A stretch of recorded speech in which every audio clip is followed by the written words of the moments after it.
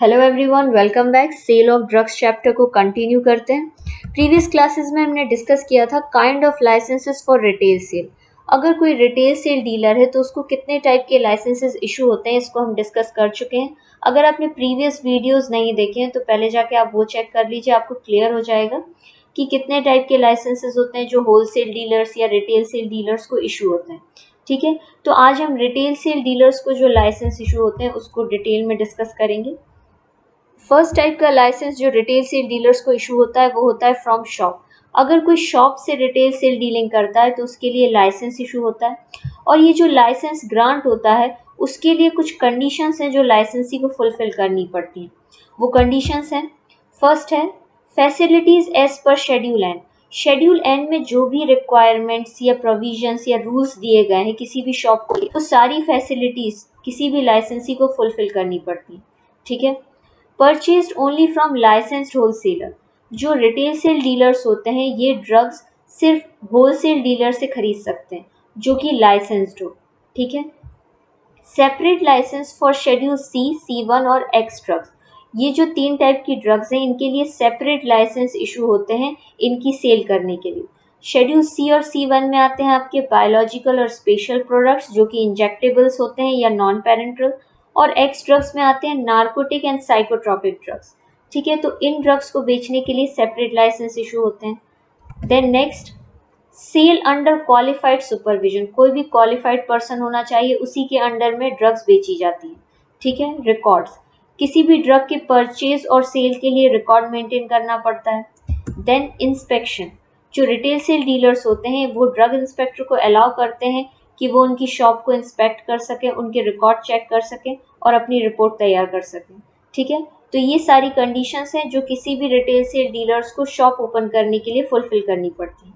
Okay, now next type of license, अगर कोई retail sale dealer as a chemist या druggist या pharmacy open करना चाहता है तो उसके लिए एक अलग लाइसेंस इशू होता है, और ये जो लाइसेंस ग्रांट होता है इसके लिए जो कंडीशंस फुलफिल करनी पड़ती हैं आइए उनको देखते हैं। फर्स्ट इज द लाइसेंसी must have adequate premises and facilities.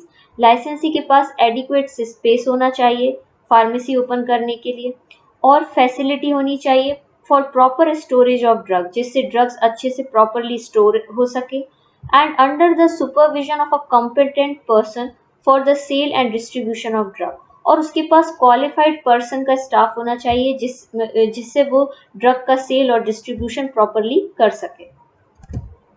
Next, must fulfil the requirement as per schedule N. Schedule N में कुछ रिक्वायरमेंट्स और रूल्स दिए गए हैं कि किस टाइप से फार्मेसी ओपन होनी चाहिए या किस टाइप से शॉप ओपन होना चाहिए एज अ केमिस्ट और ड्रगिस्ट, तो वो सारी कंडीशंस फुलफिल करनी पड़ती हैं लाइसेंसी को। देन अगर कोई एडिशनल कैटेगरी की या कोई अलग स्पेसिफिक ड्रग बेचना चाहता है तो उसके लिए उसे अलग से परमिशन लेनी पड़ती है। ठीक है, किसी भी लाइसेंसी को रिकॉर्ड मेंटेन करना पड़ता है किसी भी ड्रग के परचेज और सेल के लिए।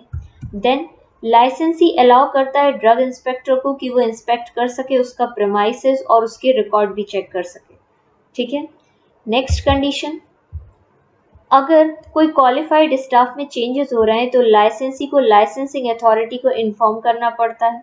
देन शेड्यूल सी और C1 की जो ड्रग्स हैं वो स्पेशल कंडीशन में स्टोर होती हैं और उनके स्टोरेज में सारे प्रिकॉशंस लेने पड़ते हैं लाइसेंसी को, वो प्रॉपरली स्टोर हो सके और उनमें कोई भी बैक्टीरियल ग्रोथ ना हो। ठीक है, तो ये कुछ कंडीशंस हैं जो रिटेल सेल डीलर्स को लाइसेंस लेने के लिए फुलफिल करनी पड़ती हैं।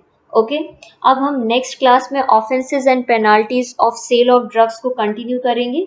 ओके, अगर आप नोट्स डाउनलोड करना चाहते हैं तो डिस्क्रिप्शन बॉक्स में लिंक दी गई है, वहां से जाके आप डाउनलोड कर सकते हैं। ठीक है, थैंक यू।